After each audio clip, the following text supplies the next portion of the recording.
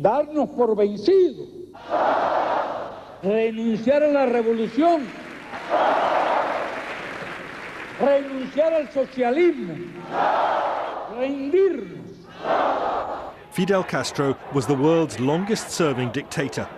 Although the United States often tried to get rid of him, in the end, Fidel Castro outlasted 9 American presidents.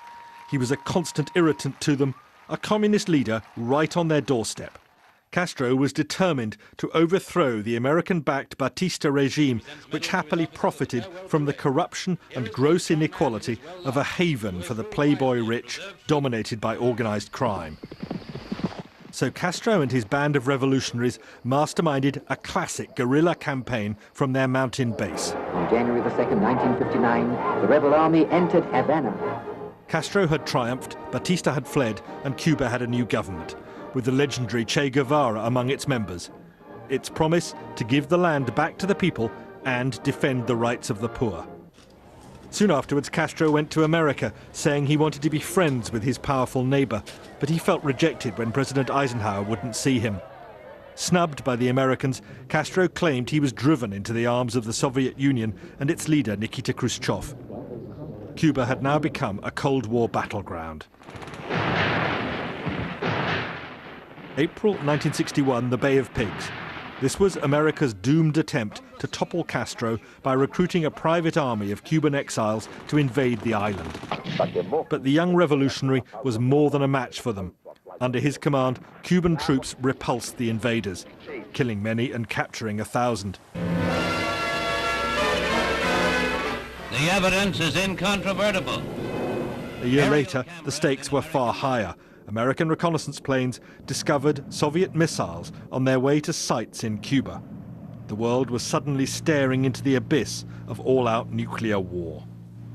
Unmistakable evidence has established the fact that a series of offensive missile sites is now in preparation on that imprisoned island. The superpowers stood eyeball to eyeball, but it was Khrushchev who blinked first, pulling his missiles out of Cuba in return for a secret withdrawal of US weapons from Turkey. Castro, though, had become America's enemy number 1. The CIA frequently tried to assassinate him, most infamously with a cigar packed with explosives. Other schemes were even more bizarre. This was a bright idea, that if we got a certain powder to him, if he put it on, his beard would fall out and the Cuban people would all fall over laughing and he would be ridiculed. But while America plotted, the Soviet Union poured money into Cuba. It bought the bulk of the island's sugar harvest, and Russian ships crammed into Havana harbor, bringing in desperately needed goods to beat the American blockade. But when Soviet communism collapsed, so too did Cuba's economy. The little island faced economic collapse. Tempers grew shorter as the food queues grew longer. By the mid-90s, many Cubans had had enough. Thousands took to the sea in a waterborne exodus to Florida. It was a crushing vote of no confidence in Fidel Castro. And the Florida exiles became the focus of a vigorous campaign to undermine Castro's regime. Still, Castro could be proud of some of his achievements. High-quality medical care, freely available for all. Literacy rates matching leading industrialized countries. But in 2006, Fidel Castro was forced by illness to hand power to his younger brother Raúl. He initiated a program of reforms without undoing all his brother's work. Out of power and increasingly frail, Fidel Castro was seen only rarely.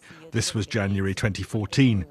Later that year, the United States and Cuba made their biggest move towards a permanent thaw, hoping to draw a line under the past. But Fidel Castro remained a huge figure of the 20th century, and the Fidel effect will fade only slowly. While many Cubans undoubtedly detested Fidel Castro, others genuinely loved him. They saw him as a David who could stand up to the Goliath of America, who successfully spat in the Yankee eye. For them, Castro was Cuba, and Cuba was Castro. James Robbins, BBC News.